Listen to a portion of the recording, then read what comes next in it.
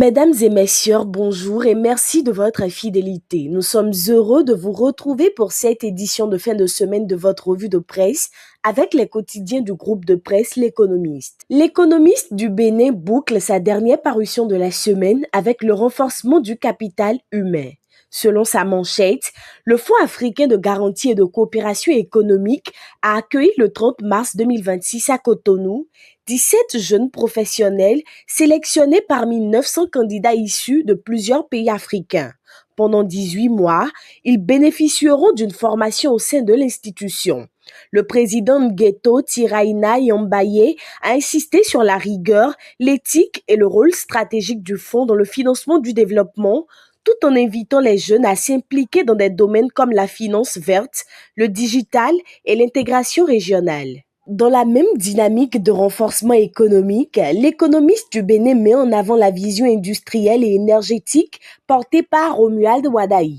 L'article souligne l'importance de structurer le développement à travers la création d'un fonds industriel, le renforcement de la transformation locale et la sécurisation de l'approvisionnement énergétique. Sur le plan régional, l'économiste du Togo rapporte que la Banque d'investissement et de développement de la CEDEAO a validé un financement de 266,7 millions de dollars et 30 milliards de francs CFA pour des projets en infrastructure, agro-industrie et industrie dans plusieurs pays ouest-africains.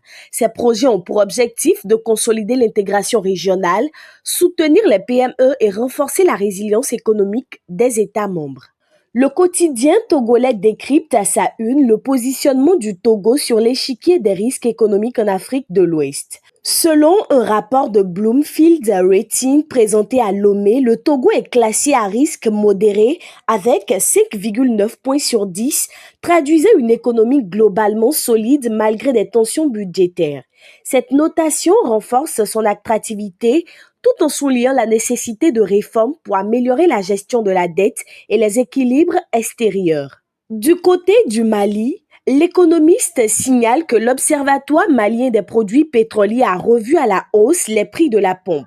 Le supercarburant est fixé à 875 francs CFA le litre et le gasoil à 740 francs CFA. Cette hausse résulte de la pénurie persistante, des attaques sur les corridors d'approvisionnement et des tensions internationales impactant fortement le coût de la vie.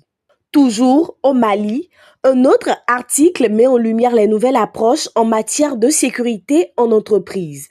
Le consultant Waidi Akodjanou présente l'approche de Sion Security qui combine audit des risques, formation immersive et solutions personnalisées. L'objectif est de renforcer la résilience des entreprises et d'intégrer la sécurité comme un levier stratégique de performance. La revue se referme sur la coopération économique africaine avec l'économiste du Niger. À Tanger, les experts africains se sont réunis pour discuter de l'innovation et des technologies de pointe dans le but de stimuler la croissance, favoriser l'intégration régionale et soutenir les projets de développement durable sur le continent. C'est la fin de cette revue de presse. Merci de votre attention et de votre confiance. Excellente fin de semaine à toutes et à tous.